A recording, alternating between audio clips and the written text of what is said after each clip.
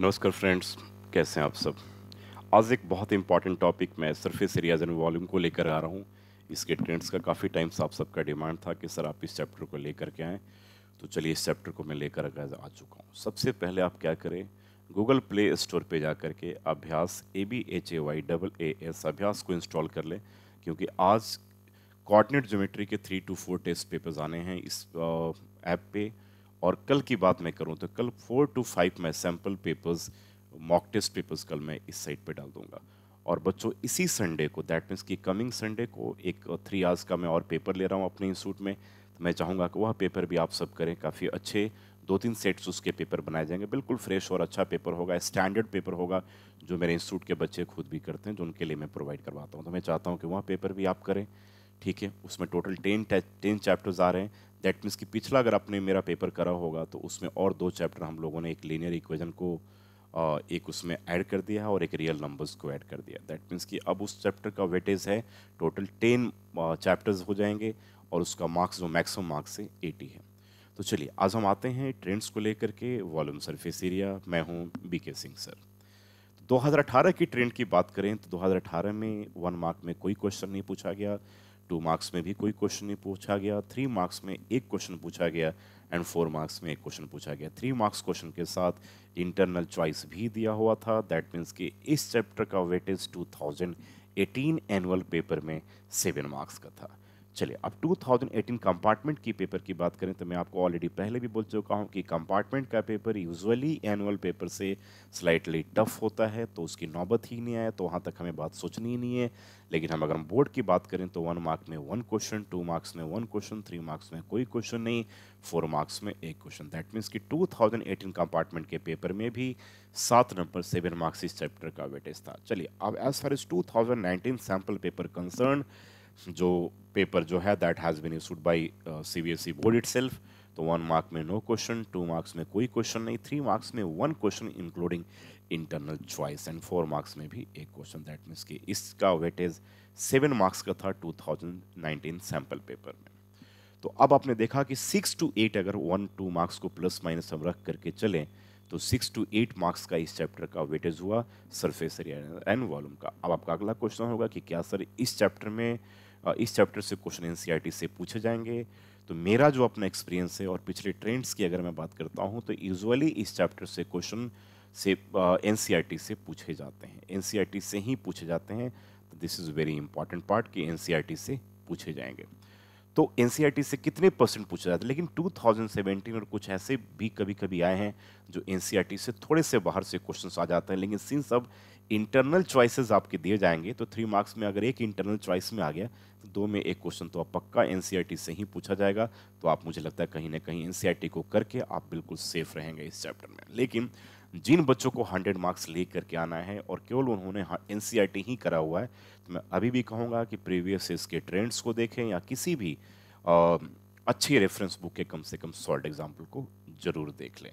और बाकी test papers, mock test papers तो मैं आपको प्रोवाइड करवा ही रहा हूँ। तो चलिए अब आते हैं इसमें कि ये भी बता दिया कि कहाँ से होगा। एग्जाम्पलर की बात करें तो एग्जाम्पलर के बड़े सारे क्वेश्चंस पूछे जाते हैं CBSE बोर्ड में डायरेक्ट, लेकिन एग्जाम्पलर ऐसा कुछ खास नहीं है। अगर आप रेफरेंस बुक को कर लें तो एग्जाम्पलर का पर्पस वहाँ पे सॉल्व हो जाता है, ठीक है। अदरवाइज अगर 70 to 80% तक की बात करें तो NCERT और 10 ईयर्स करके बड़े आसानी से आ सकता है। अगर आपकी किस्मत अच्छा है तो हो सकता है कि सारा का ट्रेंड ही NCERT से आए, क्योंकि मेरे पास पेपर्स तो है नहीं ना, तो मैं तो ट्रेंड्स के अकॉर्डिंगली आपको बताता हूँ कि क्या आपको करना चाहिए।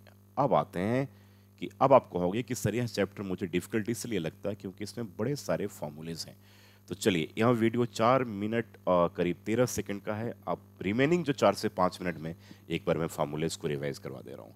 चलिए फार्मूलेज का मैं शुरुआत मैं करूँगा कीवर्ड से करूँगा। तो कीवर्ड में बच्चों लेटरल सरफेस एरिया आता है, जिसे आप कर्व्ड सरफेस एरिया भी कहते हो। तो जो लेटरल सरफेस एरिया होता है, area of 4 walls of room होता है। अब ये 5 मिनट का टाइम जरूर आप यूटिलाइज कीजिएगा, वीडियोस को आराम से देखिएगा ताकि सारे फॉर्मूलेज आपके पास एक ही साथ आपके पास आ जाए, ठीक है ना। तो चलिए बच्चों, लेकिन एक बात जरूर नहीं भूलिएगा, अभ्यास ऐप जरूर इंस्टॉल कर लीजिए क्योंकि आज कोऑर्डिनेट ज्योमेट्री का पेपर उस पर आना है। तो अब आते हैं हम फॉर्मूलेज का रिवीजन करना। तो 4 मिनट 51 सेकंड का टाइम रह गया है, 7 सेकंड और बीच जाने देते हैं। पूरे 5 मिनट के बाद फॉर्मूलेज का हम रिवीजन करेंगे।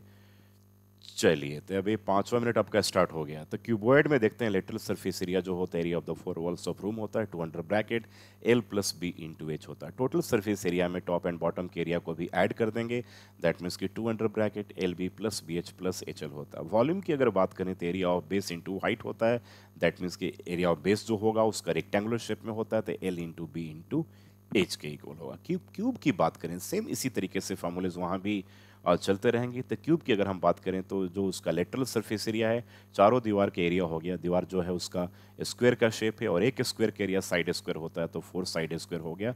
इसे हम 4a स्क्वायर कहते हैं, जहाँ पर ए क्या होगा, साइड होगा, या उसे हम एजेस भी कहते हैं। अगर टोटल सरफेस एरिया की बात करें तो 6a स्क्वायर होगा। वॉल्यूम की बात करें तो area base into height, area of जो बेस है स्क्वायर है और हाइट उसकी ए है, दैट मीन्स कि ए क्यूब आ गया। यूनिट जरूर याद रखिएगा, सेंटीमीटर क्यूब, ये सारी चीज़ें, लीटर, ये सारे वॉल्यूम के यूनिट होते हैं, ठीक है। और आपको तो पता होगा ये कि एरिया की यूनिट क्या होता है। चलिए, 2 पार्ट हो गया। अब आते हैं हम कोण में। तो कोण में सबसे पहले बेसिक फॉर्मूला याद करिए, स्लैंट हाइट जो होगा वो हाइपोटेन्यूज की तरह काम करता है, तो L equals to square root under R square plus H square होता है। R equals to square root under और L square minus H square होगा, और H equals to square root under L square minus R square होगा। L सबसे longest side होगा, तो ध्यान रखिएगा जैसे हाइपोटेन्यूज का काम करता है राइट एंगल ट्रायंगल में, वही यहाँ पर एल का काम करेगा। उसके बाद कर्व्ड सरफेस एरिया की बात करें तो पाई आर एल होगा, जहाँ पर एल स्लांट हाइट है और आर रेडियस है। पाई गिवन होगा 22/7, अगर नहीं है तो 22/7 यूज करेंगे, अदरवाइज 3.14 जो होगा वो पेपर में गिवन होगा। टोटल सरफेस एरिया की बात करें तो क्या करेंगे, कर्व्ड सरफेस एरिया में एरिया ऑफ बेस को हम ऐड कर देंगे, और बेस का जो एरिया होगा वो पाई आर स्क्वायर होता है, दैट मीन्स कि pi R L plus pi R square होगा इसका टोटल सब। वॉल्यूम की बात अगर हम करते हैं तो 1/3 पाई आर स्क्वायर एच होगा, ध्यान रखिएगा। वॉल्यूम एरिया ऑफ बेस, यहाँ भी बेस क्या एरिया, बेस एरिया सर्कुलर है, तो pi R square into H, height उसकी एच है, तो पाई आर स्क्वायर एच हो गया, 1/3 लगा दीजिए, दैट मीन्स कि 1/3 पाई आर स्क्वायर एच। अगर हम सिलेंडर की बात करें, राइट सर्कुलर सिलेंडर की बात करें, तो इसका कर्व्ड सरफेस एरिया जो होगा वो 2 पाई आर एच होगा, ध्यान रखिएगा 2 पाई आर एच होगा। टोटल सरफेस एरिया में टॉप का सर्कुलर एरिया और बॉटम के सर्कुलर एरिया को ऐड कर देंगे, दैट मीन्स कि 2 pi R H plus 2 pi R square, that is 2 pi R under bracket क्या होगा, एच प्लस आर के इक्वल होगा। वॉल्यूम की अगर हम बात करें तो वॉल्यूम क्या होगा, पाई आर स्क्वायर एच होगा, दैट मीन्स कि एरिया ऑफ बेस क्या है, पाई आर स्क्वायर इंटू हाइट क्या होगा, एच, दैट मीन्स कि पाई आर स्क्वायर एच। अब जो मेन दिक्कत जो आपको आती है कि हॉलो सिलेंडर के कॉन्सेप्ट में आता है, तो हॉलो सिलेंडर के लिए आप सिंपल से एक पाइप को आप एग्जांपल में ध्यान में रखें, तो एक पाइप को अगर आप पेंट करेंगे तो उस पाइप का जो इनर कर्व्ड सरफेस एरिया क्या होगा, 2 पाई स्मॉल आर एच होगा, जहां पर आर जो है इंटरनल रेडियस है और बिग आर जो है वो एक्सटर्नल रेडियस है, तो 2 पाई स्मॉल आर एच। अगर आउटर को पेंट करेंगे तो क्या करेंगे, 2 पाई बिग आर एच करेंगे, ठीक है। उसके बाद टोटल को पेंट करेंगे तो बच्चों ऊपर में एक एजेस बनता होगा, इस तरीके से देखिए एक एज बन रहा होगा, ऊपर में भी एक बनेगा पाइप का और एक नीचे भी बनेगा। और एजेस क्या होता है, just like a circular track, that is इसका एरिया जो होगा pi big R square minus क्या होगा, pi small R square.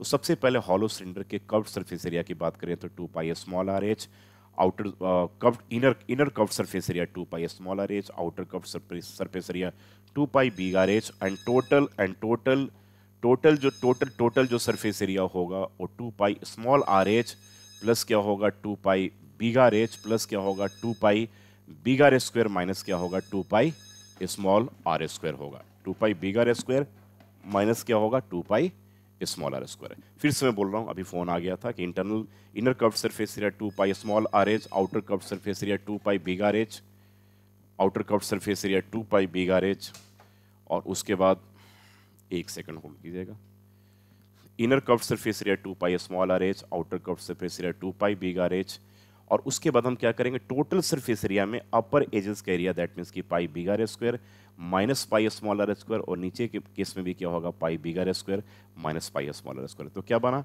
2 pi small R H plus 2 pi big R H plus 2 pi big R square minus 2 pi small R square, इसका area आ गया। तो अब समझ गए होंगे कि क्या इसका एरिया। अभी सॉरी फॉर इनकन्वीनियंट, अभी फ़ोन आ गया था, तो चलिए अब स्टाफ ने फ़ोन बाहर से उठा लिया। तो क्या देखा मैंने कि 2 pi small R H plus 2 pi big R H plus 2 pi big R square minus 2 pi small R square, ये क्या था, टोटल सरफेस एरिया किसका, हॉलो सिलेंडर का। अगर हम वॉल्यूम की बात करेंगे बच्चों, तो वॉल्यूम ऑफ हॉलो सिलेंडर हम नहीं बोलते हैं, वॉल्यूम ऑफ मटेरियल रिक्वायर्ड बोलते हैं। तो कितना उसमें मटेरियल लगा उसमें, ठीक है, हम उसकी बात करेंगे। तो आउटर वॉल्यूम माइनस क्या करेंगे, इनर वॉल्यूम, दैट मीन्स कि pi big R square H minus pi small R square H. तो ये हॉलो सिलेंडर का फॉर्मूला बहुत इंपॉर्टेंट है। उसके बाद हम अब स्फीयर के formula, right circular right sphere की, सॉलिड स्फीयर की बात करते हैं। तो सॉलिड स्फीयर में सरफेस एरिया की बात करेंगे तो 4 पाई आर स्क्वायर होगा, वॉल्यूम जो होगा 4/3 पाई आर क्यूब होगा। अगर सॉलिड हेमी स्फीयर की बात करें तो उसका 4 पाई आर स्क्वायर था तो इसका 2 पाई आर स्क्वायर होगा, उसका वॉल्यूम 4/3 पाई आर क्यूब था तो इसका 2/3 पाई आर क्यूब हो जाएगा, ठीक है ना। तो ये उसका। अब हम बात करते हैं स्फेरिकल शेल की बात करते हैं, खोखले शेल की बात करते हैं। तो जहां भी खोखला हो गया तो अंदर में खाली हो गया, तो उस केस में जो उसका वॉल्यूम होगा 4/3 pi big R cube minus 4/3 pi small R cube. इससे क्वेश्चंस कम पूछे जाते हैं, ठीक है, तो ये ध्यान रखिएगा। इसके बाद अगर हम बात करते हैं तो हॉलो हेमियोस्फेयर की बात करेंगे।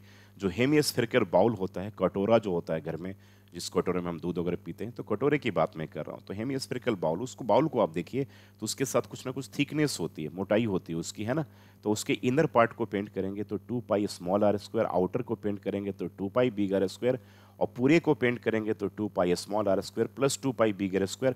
और ऊपर में क्या बनेगा, एक रिंग बनेगा, और रिंग का एरिया क्या होता है, pi big R square minus pi small R square होगा। तो क्या टोटल सरफेस एरिया हो गया, 2 pi small R square plus क्या हो गया 2 pi big R square, and plus क्या होगा pi big R square minus क्या होगा pi small R square. A hollow hemispherical, जो हेमिस्फेरिकल पार्ट का जो एरिया जो हो गया टोटल सरफेस एरिया। ये आप समझ चुके हैं कि अब क्या है। अच्छा, टोटल सरफेस एरिया ऑफ जब हम सॉलिड हेमिस्फेयर करेंगे तो 2 पाई आर स्क्वायर प्लस उसका जो टॉप का एरिया है सर्कुलर, उसे भी ऐड करेंगे पाई आर स्क्वायर, तो क्या बन जाएगा 3 पाई आर स्क्वायर बन गया। तो यह तो आपके पास हेमिस्फेरिकल हो गया। हेमिस्फेरिकल शेल के केस में भी वही करेंगे, 2/3 pi big R cube minus 2/3 pi small R cube. ये सारे फॉर्मूलेज हो गए। इसके बाद हम अब बात करते हैं अब फ्रस्टम की। फ्रस्टम बिल्कुल बाल्टी की तरह है, तो उसका सी ए से जो होगा pi small R L plus क्या होगा पाई बिग आर एल, और नीचे के पार्ट को करना होगा तो पाई आर स्क्वायर उसमें स्मॉल ऐड कर देंगे, तो पाई small R L plus pi big R L उसका सी ए से हो गया। टोटल सरफेस एरिया में क्या करेंगे, pi small R L plus pi big R L plus pi big R square plus pi small R square, और वॉल्यूम जो होगा 1/3 पाई एच, और दोनों रेडियस का स्क्वायर प्लस क्या दोनों का प्रोडक्ट, दैट मीन्स कि R square big R square plus small R square plus क्या होगा big R into small R. ये तो सारे के सारे फॉर्मूलेज हो गए जो हमने 12:30 मतलब कि 7.5 मिनट में 7 मिनट में टोटल फॉर्मूले हमने आपको रिवाइज करवाए, टोटल फॉर्मूला रिवाइज करवा दिया। टोटल ये 25-30 फॉर्मूलेज करीब थे, टोटल रिवाइज करवा दिया।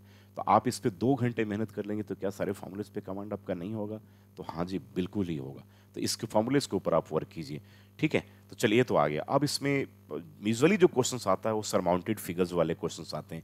जैसे हेमिस्फीयर के ऊपर क्या है, हेमिस्फीयर के ऊपर क्या है आपके पास, कौन सरमाउंटेड है, हेमिस्फीयर के ऊपर सिलेंडर है, फिर उसके ऊपर कौन है।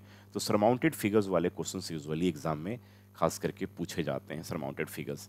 तो सरमाउंटेड फिगर्स में जब भी उसका एरिया निकालना होता है तो हमेशा क्या करेंगे, सिंस एक के टॉप के साथ दूसरे का बॉटम पार्ट जुड़ा हुआ है, तो उस केस में क्या करेंगे, सबके कर्व्ड सरफेस एरियाज को क्या करेंगे, हम ऐड करेंगे। एक आता है रिकास्ट वाले क्वेश्चंस में आता है, रिकास्ट आता है, उसके बाद मेल्ट करने का आता है। तो रिकास्ट और मेल्ट के केस में आता है। तो रिकास्ट वाले में हमेशा क्या करते हैं बच्चों, हम वॉल्यूम को कंपेयर करते हैं। जैसे मान लीजिए कि एक कोन को क्या किया, एक कोन का सर्टेन उसका डायमीटर गिवन है और उसकी हाइट गिवन है, और उसको हमने मेल्ट करके क्या किया, एक सिलेंडर बना दिया एक स्पेसिफिक रेडियस का। तो पूछा जा सकता है कि उसकी हाइट क्या होगी। तो उस केस में हम क्या कर रहे हैं, जो कोन की वॉल्यूम निकाल करके उसको सिलेंडर के वॉल्यूम से कंपेयर करेंगे, ठीक है, और फिर क्या करेंगे, उसकी हाइट को हम फाइंड आउट कर लेंगे। तो रिकास्टिंग में क्या करेंगे, हमेशा क्या करेंगे, हम वॉल्यूम को कंपेयर करते हैं। तो एक तो आ गया सरमाउंटेड फिगर्स के क्वेश्चन, एक आ गया रिकास्टिंग वाले क्वेश्चन। एक जो बहुत इंपॉर्टेंट पार्ट आता है, इम्बैकमेंट के ऊपर क्वेश्चन पूछा जाता है। इम्बैकमेंट के ऊपर बहुत बच्चों को दिक्कत होती है। देखो, तो इम्बैकमेंट का बच्चों क्वेश्चन क्या हो गया, मैं थोड़ा सा आपको समझा रहा हूँ। इम्बैकमेंट में मान लो कि एक कुआं को एक खोद लेते हो, ठीक है, जिसका सर्टेन आप रेडियस है, आप उसको ऊपर से नीचे तक आपने उसको खोद लिया, ठीक है। तो खोदने के बाद उससे जो मिट्टी निकलता है, उस मिट्टी को निकाल करके हम क्या करते हैं, इस कुएं के चारों तरफ इवनली स्प्रेड कर देते हैं, है ना। तो इवनली, तो पूछेगा कि इसकी हाइट कितनी है, इसकी हाइट कितनी होगी एम्बैकमेंट की। तो उसका एक सबसे बहुत बेसिक सा फॉर्मूला है कि height of embankment equals to volume of earth dug out upon क्या होगा, एरिया ऑफ एम्बैकमेंट। तो हर केस में फॉर्मूला यही लगता है कि हाइट ऑफ एम्बैंकमेंट जो होगा volume of earth dug out, कितना आपने मिट्टी निकाला, तो ये जो मिट्टी आपने निकाला वो क्या निकाला, पाई आर स्क्वायर एच निकाला upon area of the embankment. जो एरिया ऑफ एम्बैंकमेंट क्या होगा, ये एरिया ऑफ एम्बैंकमेंट जो बन रहा है यहाँ पे वो क्या बन रहा है, यही तो बन रहा है एरिंग ना, इसकी हाइट बढ़ेगी ना, तो ये क्या हो गया आपके पास pi big R square minus क्या होगा पाई स्मॉल आर स्क्वायर। तो volume of earth dug out मतलब कि pi R square H upon क्या हो गया area of embankment that is pi big R square minus pi small R square हो गया।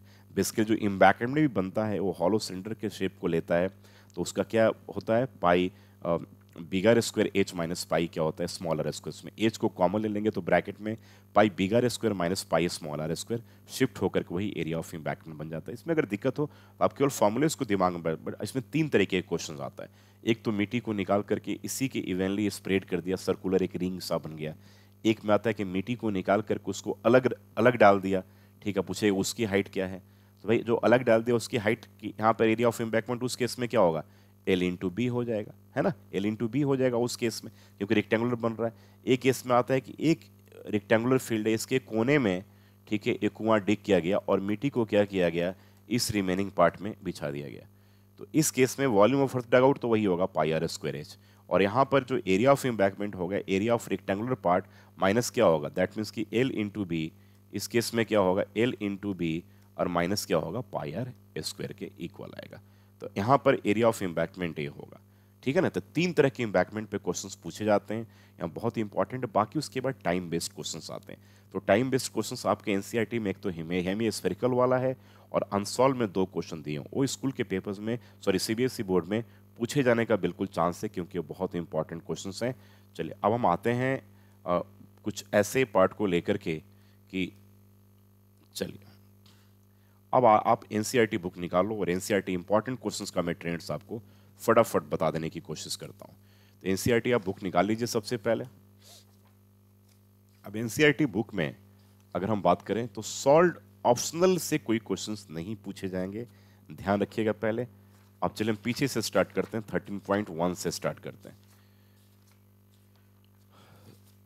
13 पॉइंट पेज नंबर पहले 242 पे निकाल लो। एग्जाम्पल नंबर 2 बहुत एक अच्छा क्वेश्चन है, इंपॉर्टेंट क्वेश्चन है। और 13.1 में एक क्वेश्चन नंबर 2 इंपॉर्टेंट है, क्वेश्चन नंबर 3 इंपॉर्टेंट है, उसके बाद एक 6th इंपॉर्टेंट है, उसके बाद 7th 8th और 9th। ये डायरेक्ट क्वेश्चन पूछे जाएंगे, बहुत डायरेक्ट बिल्कुल, मतलब कि इवन कि कभी कभी वॉल्यूम सरफेस एरिया से ऐसे भी क्वेश्चन पूछे जाते हैं कि जिसके डिजिट भी चेंज नहीं होते हैं। अब पेज नंबर 13.2 का फर्स्ट और सेकंड रैकल वाला क्वेश्चन और उसके बाद 248 पेज पे गुलाब जामुन वाला क्वेश्चन ऑलरेडी सीबीएसई बोर्ड में पहले पूछा जा चुका है। उसके बाद इसी वाले पार्ट में आप आ जाओ एक 5th क्वेश्चन, उसके बाद एक 6th क्वेश्चन, 7th क्वेश्चन बहुत इंपॉर्टेंट है। अब हम आते हैं 13.3 पे। 13.3 में पहले देख लीजिए पेज नंबर 250 पे example number 10th important question, example 11th जो टाइम वाला क्वेश्चन है, जो hemispherical tank full of water है and water is emptied at the rate, इस रेट से होता है। तो इसको बहुत अच्छे से कर लीजिएगा, डायरेक्टली क्वेश्चन एग्जाम में पूछा जा सकता है। बाकी 13.3 में आ जाइए, एक इसमें 3rd and 4th एम्बैंकमेंट वाला क्वेश्चन है। उसके बाद पेज नंबर 252 पे 8th और 9th जो है वाटर इन अ कैनल और फार्मर कनेक्ट्स अ पाइप, दोनों very very very important questions हैं। अब बात करते हैं फ्रस्टम की बात करते हैं। तो फ्रस्टम में 13.4 का एक क्वेश्चन नंबर 5th जो है बहुत इंपॉर्टेंट है, वेरी वेरी इंपॉर्टेंट।